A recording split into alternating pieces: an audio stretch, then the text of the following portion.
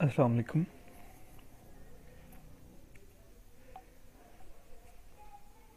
इस लेक्चर में मैं आपको बताने जा रहा हूँ कि कैसे हमने लाइक की क्यूरी का यूज़ करना है, उसका सिंटैक्स क्या है, उसका बेनिफिट क्या है। तो सबसे पहले मैं आपको बताऊंगा कि लाइक की क्यूरी हम कहाँ पे यूज़ करते हैं, हमें ज़रूरत कहाँ पड़ती है इसकी।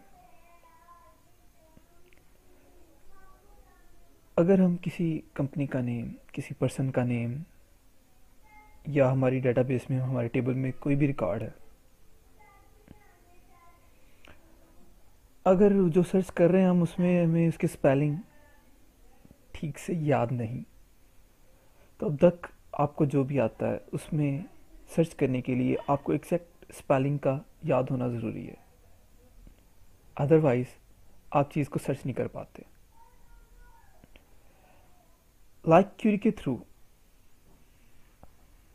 आप जो भी सर्च कर रहे हैं, अगर आपको उस डाटा के स्पेलिंग कुछ कुछ भी याद हैं तो उसकी बेस पे भी आप सर्च कर सकते हैं। या फिर अगर आपको पता है कि इस रिकॉर्ड को मैं सर्च करने जा रहा हूँ, वो रिकॉर्ड ए से स्टार्ट होता है या बी से या सी से, या आपको स्टार्टिंग के कुछ लेटर्स पता हैं, आप उसकी बेस पे भी सर्च कर सकते हैं। या फिर आप जिस रिकॉर्ड को सर्च करने जा रहे हैं, आपको इतना पता है कि वो एम पे एंड होता है या इस लेटर पे एंड होता है या बी पे एंड होता है या जी पे एंड होता है या एक्स जी पे एंड होता है, तो आप उसकी बेस पे भी सर्च करके वो रिकॉर्ड लेके आ सकते हैं।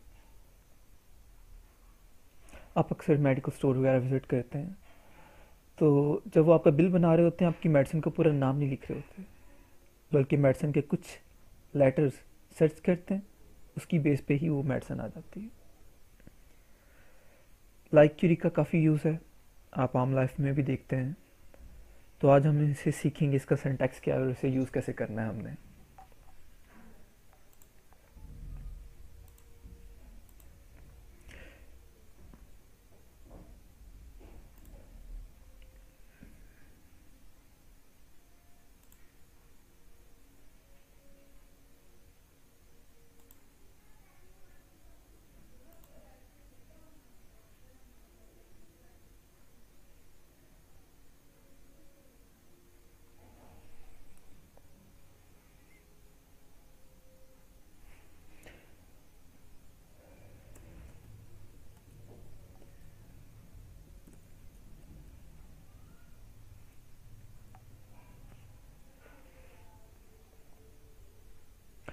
यहाँ पे मेरे पास कुछ रिकॉर्ड आ रहा है,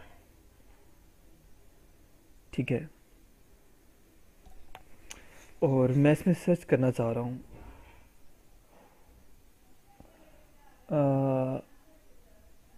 उस पर्सन की रिमेनिंग अमाउंट, जो कि मैं डाउटेड हूँ कि वो 48,000 थी या 4800 थी या 48 थी, ठीक है।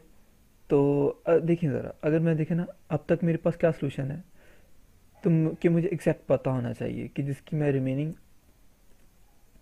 वैल्यू फाइंड कर रहा हूँ, ठीक है, तो मुझे एग्जैक्ट पता हो। अब आपको ही पता है कि इस रो में रिमेनिंग में ये वैल्यू आ रही है, तो ये तो सर्च कर लाएगा।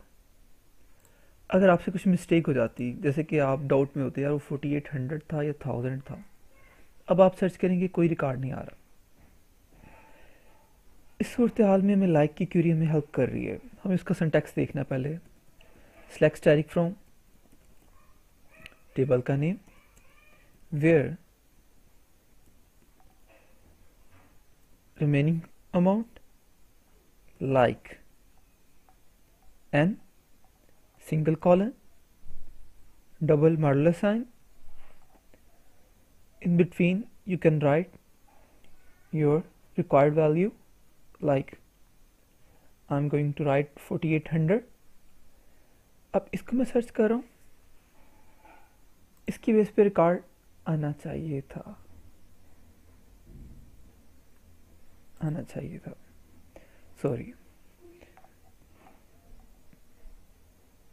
यहाँ पे कुछ मेरे से मिस्टेक है, उसको मैं फाइंड आउट करता हूँ।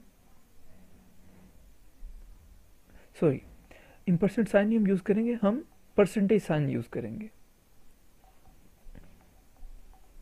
ओके, तो इस क्यूरी ने क्या किया कि 4800 को मैच किया सारे रिकॉर्ड में से, जिसमें 4800 आ रहा था उतना मैच करके ये रिकॉर्ड ले आया।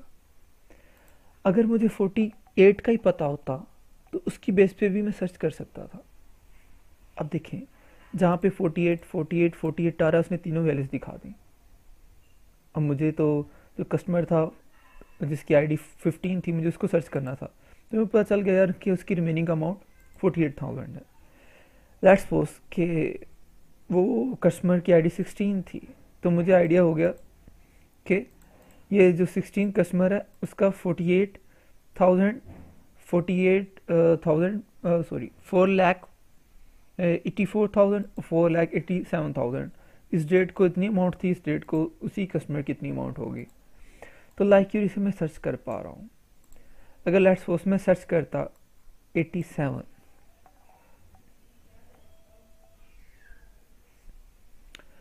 अभी देखिए ये 87 इस रिमेनिंग मोड में आ रहा है। आप फोकस करें कि 87 4 के बाद आ रहा है। 87 मीन्स के इस सिंटैक्स से हम सर्च करेंगे तो जो भी वैल्यू यहाँ पे लिखी होगी वो चाहे स्टार्ट में एग्जिस्ट करती हो, चाहे लास्ट में, चाहे इन बिटवीन, ये उसको सर्च करके लाएगा। तो ये इसका लाइक का सिंटैक्स था। इसके सिंटैक्स को मैं थोड़ा एलैबोरेट कर देता हूँ। अगर हम एन यहाँ पे मेंशन ना करें तब भी इस क्यूरी को हम एक्सिक्यूट करते हैं तो वर्क करती है। एन का यूज़ करना तब मस्ट हो जाता है जब हम यूनिवर्सल कोड का इस्तेमाल कर रहे हो या यूनिकोड का इस्तेमाल कर रहे हो। यूनिवर्सल और यूनिकोड को ऑलरेडी हमने डिस्कस किया हुआ है।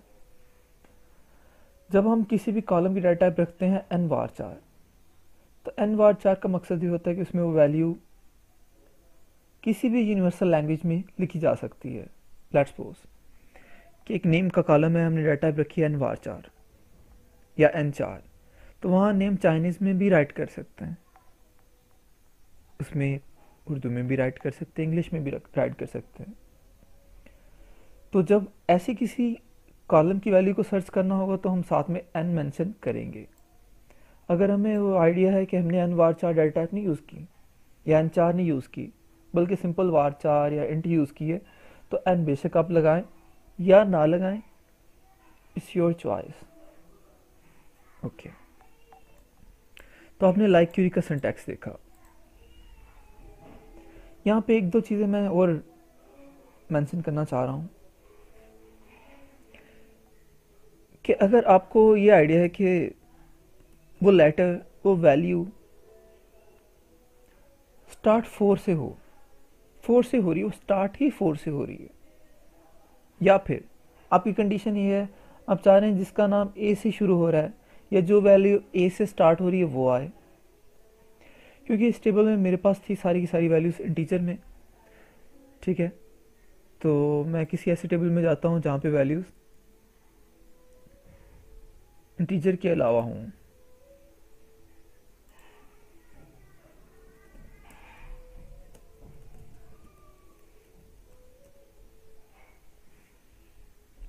जैसे यहाँ पे नेम आ रहे हैं तो मैं यहाँ पे अप्लाई कर रहा हूँ select style from instalment where customer name like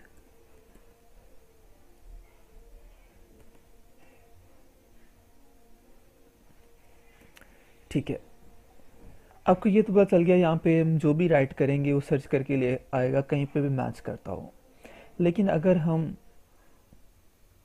ये कंडीशन लगाना चाहे कि जिस वैल्यू को हम सर्च कर रहे हैं वो कहीं से भी सर्च ना करे, बल्कि वो स्टार्ट से सर्च करे या एंड से सर्च करे। फॉर एग्जांपल ये कस्टमर्स नेम आ रहा है मेरे पास, तो मैं चाह रहा हूँ जिस इसका नेम एच से स्टार्ट हो रहा है ना वो मेरे पास आए। अभी देखिए ना, इस क्यूरी का ये काम नहीं है कि एच से स्टार्ट होना, ये एच चाहे हमज़ा के स्टार्ट में आए, चाहे अहमद या मोहम्मद के थर्ड लेटर पे आए, ये मैच करके लाएगा। इस सिंटैक्स का ये काम नहीं कि स्टार्ट को देखना या एंड को देखना। पर अगर आप इसको रिस्ट्रिक्ट करना चाहो कि नहीं, वो एच से ही स्टार्ट होता हो, कहीं से भी नहीं, तो आप लेफ्ट साइड का जो परसेंटेज का साइन उसे रिमूव कर देंगे। जैसे आपने रिमूव किया, इसका मतलब है कि स्टार्ट में एच लाजमी, उसके बाद जो मर्जी हो। ठीक है, मैं इसे एक्सिक्यूट कर रहा हूँ। अब देखिए सिर्फ वही उसने रिकॉर्ड दिखाया जो एच से स्टार्ट हो रहा था। या अगर मैं यहाँ पे ए करता हूँ तो ये वही रिकॉर्ड दिखाएगा जो ए से स्टार्ट हो रहा होगा, जिसमें ए से A for Oscar, A for Ali, A for अमीर। और इसी तरह आप ये भी बाउंड कर सकते हैं कि वो वैल्यू एंड कहाँ पे हो रही हो। जैसे मैं यहाँ पे स्ट्रिक कर रहा हूँ कि ऐसा कस्टमर जिसके नेम के एंड पे आर आ रहा हो। ठीक है, ठीक है। अब एंड हमारा यहाँ पे राइट होता है, तो देख लो मैंने राइट वाला जो परसेंटेज साइन है उसको रिमूव कर दिया। तो जिस तरह से आपने स्ट्रिक्ट करना होता है उस तरह से आप परसेंटेज साइन रिमूव कर देते हैं। ठीक है, ठीक है। और देखें, अब देखें असगर के एंड पे आर आ रहा था, इसको सर्च कर लाया। ठीक है, अब हो सकता है आर कहीं और भी आता हो, लेकिन अगर तो एंड पे आ रहा होगा तो सर्च करके लाएगा। दरमियान में स्टार्ट में आ रहा होगा, ये जैसे रशीद है, तो ये क्यूरी रशीद को सर्च नहीं करेगी। ठीक है, ये सिर्फ उसको सर्च करेगी जो लास्ट में आर पे एंड हो रहा है। ये ज़रूरी नहीं कि एक ही लेटर पे हम एंड मैच कर सकते हैं, हम दो पे भी मैच कर सकते हैं कि इसके एंड पे ए आर आ रहा हो तो असगर के एंड पे ए आर आ रहा है। हम 2 लेटर, 3 लेटर, 4 लेटर के ऊपर भी फिक्स कर सकते हैं कि ये एंड में लाजमी आता हो। तो ये हमने लाइक की क्यूरी का सिंटैक्स देखा। And you can use this query for different purposes. और ये आप पे डिपेंड करता है कि आप कहाँ पे से यूज़ करते हो। और जितने भी सॉफ्टवेयर्स हैं जहाँ पे मैचिंग वैल्यू पे रिकॉर्ड आ रहा है, वहाँ पे बैक पे लाइक क्यूरी ही यूज़ हो रही है। तो ये हमारा यहाँ तक था। अल्लाह हाफिज़।